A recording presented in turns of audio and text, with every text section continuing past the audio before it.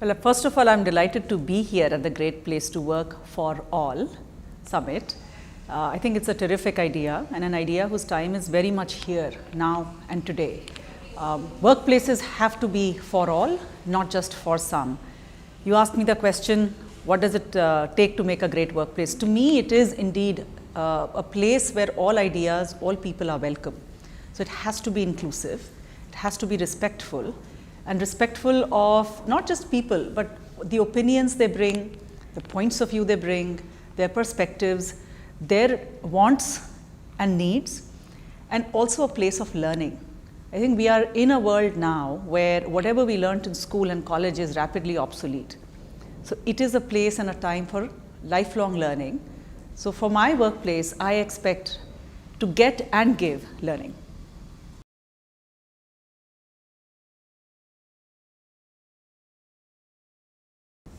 So when I started in my freshman engineering class, we were 15 girls out of 350. So if you do the math, that's kind of 5%. Today, I have been told that engineering colleges are getting 30% female intake. Similarly, even 10, 15 years ago, the percentage of women on boards was roughly around 4%. In 2020, we are inching close to 20%. So the slope of the curve is the right slope. We are making progress. Is it enough? No, I don't think it is enough. I think we need to do a lot more until we get to really mirroring our population and getting to why not have 50% of women in the workforce in every company, in every organization. So how do we?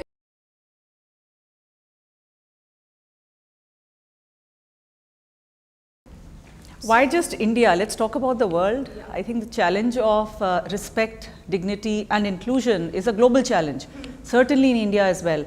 I actually think India is much more positive than we would generally see and believe in public discourse. The fact of the matter is India has had equal employment, equal wages for women. We've actually had universal suffrage, voting rights for women right from the start, which a lot of other countries have not. Bringing, whether it is gender or it is more diversity into the workplace, is a matter not of hardware. See, hardware for a company or an organization or a country are policies and laws, policies, frameworks, processes and laws. It's actually a matter of software. Software is the culture of a place, it's the values that a company, an organization or a country wants to live by. And to me, fundamentally, 50% of our population is female, 50% of the world is female.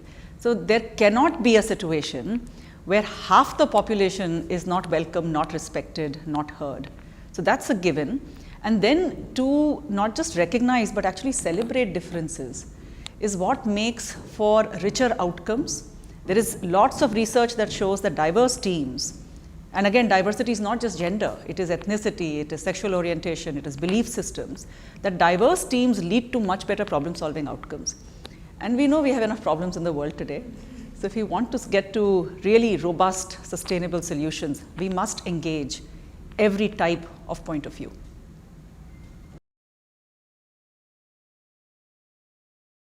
But inclusion has to come both top down and bottom up. So we are seeing this grassroots level, more inclusion of women, girl children are staying longer in schools, they're getting better treatment from their families and society and are being encouraged to study and work. Is it enough? No, there's more that can be done. But at the same time, top down, I think most good companies, most good institutions actually want to promote diversity and inclusion. So we are seeing the right kind of action at both ends.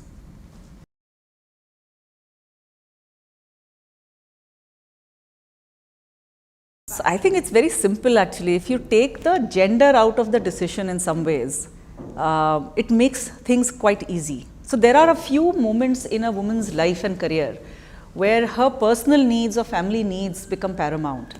And typically for young women, the period of time in which they're building the early years of their career is that overlaps with the period of time they're also building their families. And that's where companies, and I've had to do that as well in some of my organizations, you have to provide flexibility. And flexibility does not mean taking away from performance or output.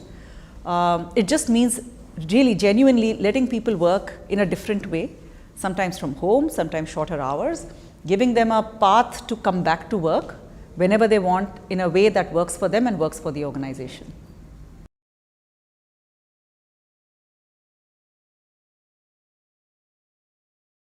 It's the usual stuff. It's not particularly in that sense. But what we do look for specifically, in addition to robust business models, so we like to look at companies that are using technology for innovation, and innovation could be product, could be a business model, could just be using technology for efficiencies, but using technology for innovation to solve large problems for India that lead to eventual social economic impact. So it's not just enough to make money. We also have to make a difference to our society and our country. So those are the kinds of businesses we like to look at for investment. We do believe that businesses that build responsibly and scale up actually are very, very profitable, sustainable, successful, and can create employment, market linkages, access, formalization, so lots of positive benefits also, in addition to making great returns as an investor. We look at entrepreneurs and teams that are passionate about what they are doing, that are hungry for learning, that are hungry for growth, and for us, integrity and ethics is an absolute sort of given.